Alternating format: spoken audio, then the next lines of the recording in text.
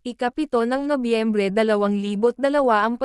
sa Kapamilya Channel, isang sikat na artista na nagngangalang Vice Ganda ay inaming nairita sa kanyang katrabaho na isang sikat rin na artista siya ay si Kim Chiu. Banggit ni Vice, "Hindi ko alam kung bakit nag-init ulo ko, hindi ko na siya maintindihan, siguro napuno na lang ako sa niya." Lubos naman ang paghihingi ng tawad ni Kim dahil ang akala niya ay nagbibiroan lamang yung dalawa, siguro kasi ay may pinagdadaanan lang si Vice kaya mainit yung ulo na banggit nito na, "Sorry meme Vice, alam ko enman po na sumusobra na ako, pasensya na meme." Banggit naman ni Vice na paenya na rin, dahil di umno kaya mainit ang ulo nito dahil sa nakaraang pag-init ng social media sa niya at ng kanyang kasintahan na si Ayon Perez dahil sa umanong isyu nila.